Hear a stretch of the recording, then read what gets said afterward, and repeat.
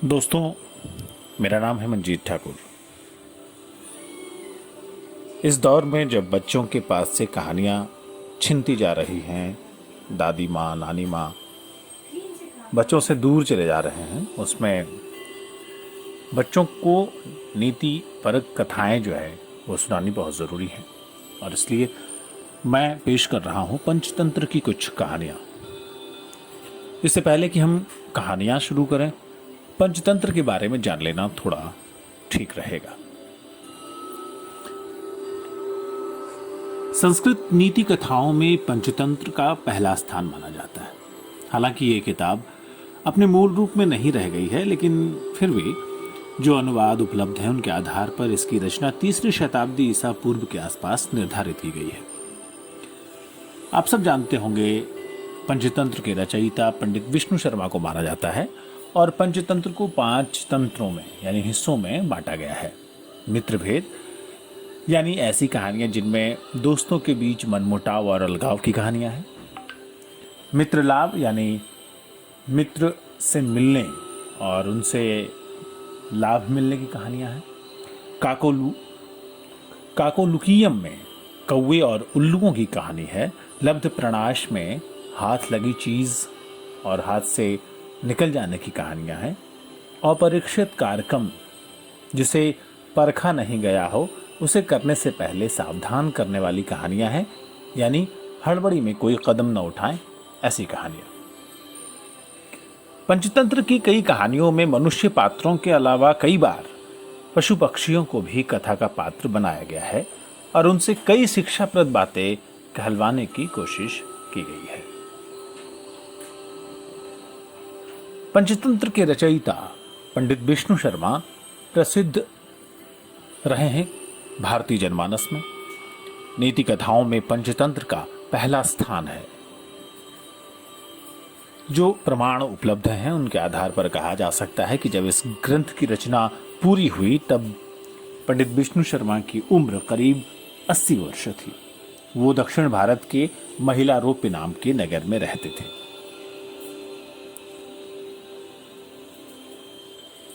जैसा मैंने कहा कि ये किताब 5 हिस्सों में है।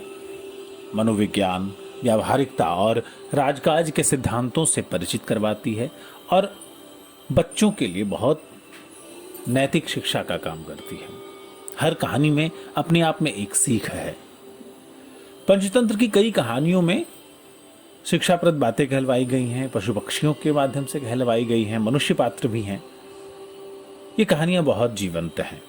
इनमें लोक व्यवहार को बहुत सरल तरीके से समझाया गया है और बहुत से लोग मानते हैं कि ये किताब जो है वो नेतृत्व क्षमता विकसित करने का एक सशक्त माध्यम है।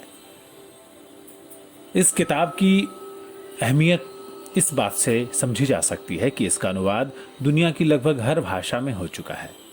नीति कथाओं में पंचतंत्र तो पहले स्थान पर है ही, और जो आपने सुनी होगी कि हितोपदेश नाम की किताब है, वो उसका आधार भी पंचतंत्र ही है। जो हितोपदेश के रचनाकार हैं नारायण पंडित, उन्होंने खुद लिखा है कि पंचतंत्रास्तथास न्यस्माद ग्रंथादाकृष्य लिख्यते। ये हितोपदेश की प्रस्ताविका में उन्होंने लिखा है।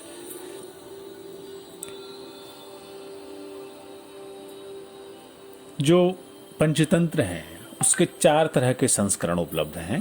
प्रथम संस्करण जो है वो मूल ग्रंथ का अनुवाद है, जो अब सीरियन और अरबी अनुवादों में हासिल होता है।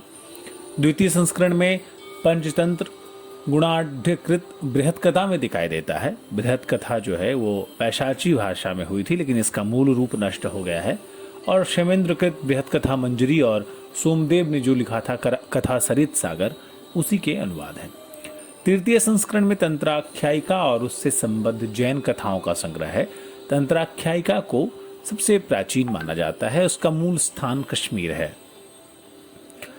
प्रसिद्ध जर्मन विद्वान हैं डॉक्टर हर्टेल। उन्होंने बहुत मेहनत से इसके प्रामाणिक संस्करण को खोज निकाला था। और चौथा संस्करण जो है पंचतंत्र का, वो दक्षिणी पंचतंत्र का मूल रूप है और इसका जो है मिलता जुलता रूप है वो नेपाली पंचतंत्र और हितोपदेश है। अगर विश्व साहित्य में बात की जाए तो पंचतंत्र का लगभग 50 अलग अलग भाषाओं में अनुवाद हो चुका है। इसके 200 संस्करण भी पूरे हो चुके हैं। बाकी हम इसके पंचतंत्र के बारे में और ज्ञान न बढ़ाते हुए, क्योंकि ये बहुत ज़रूरी बातें थी और हमें भारतीय संस्कृति और उनके बारे में जानना ज़रूर चाहिए, तो सबसे पहले हमें जानना चाहिए कि आखिर पंचतंत्र की जो बुनियादी कहानी है, सबसे पहली कहानी है, जिसको हम लोग कथामुख कहते हैं, वो क्या है। तो बच्चों और बड़ों, ध्यान से सुनिए। दक्षिण भारत के किसी जनपद में एक नगर था, महिला रूप। वहां का राजा था अमर शक्ति, बहुत ही पराक्रमी और उदार, संपूर्ण कलाओं में पारंगत। और उस राजा अमर शक्ति के 3 बेटे थे, बहुशक्ति, उग्र शक्ति और अनंत शक्ति। खुद राजा जितना बड़ा नीतिवान, विद्वान, गुणी और कलाओं में पारंगत था, बदकिस्मती से उसके 3 बेटे उतने ही उद्दंड, अज्ञानी और बदमाश थे। अपने बेटों की मूर्खता और अज्ञानता से राजा चिंतित रहता था और एक दिन उसने अपने मंत्रियों से कहा कि ऐसे मूर्ख और अविवेकी पुत्रों से अच्छा तो निसंतान रहना होता। पुत्रों के मरण से भी इतनी पीड़ा नहीं होती जितनी मूर्ख पुत्र से होती है।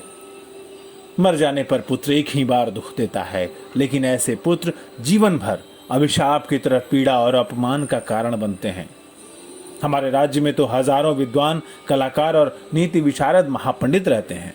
कोई ऐसा उपाय करो कि मेरे निकम्मे बेटे शिक्षित होकर विवेक और ज्ञान की तरफ बढ़ें। राजा की बात सुनकर मंत्री विचार विमर्श करने लगे।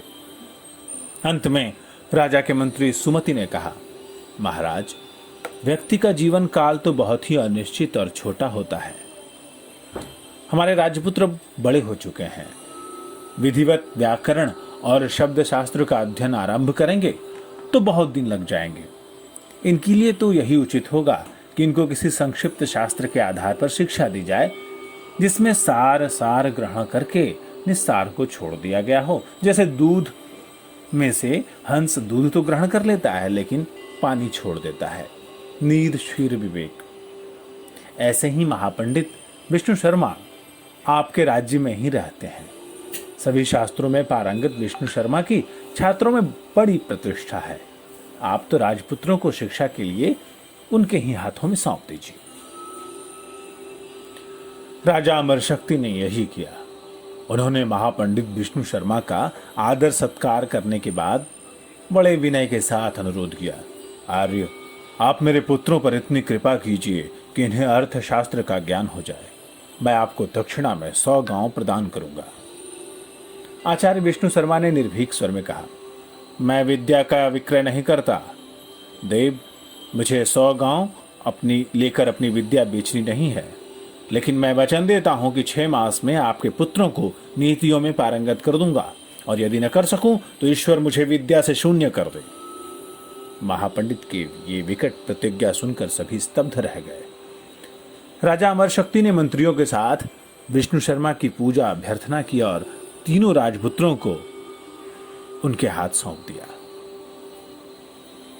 राजपुत्रों को लेकर विष्णु शर्मा अपने आवास पर पहुंचे और अपनी प्रतिज्ञा के अनुसार 6 महीने में ही उन्हें अर्थनीति में निपुण करने के लिए एक अत्यंत रोचक ग्रंथ की रचना की, जिसमें 5 तंत्र थे: मित्र भेद, मित्र संप्राप्ति यानी मित्र लाभ, काकोलुकीयम, लब्ध प्रणाशम और अपरीक्षित कार्यक्रम।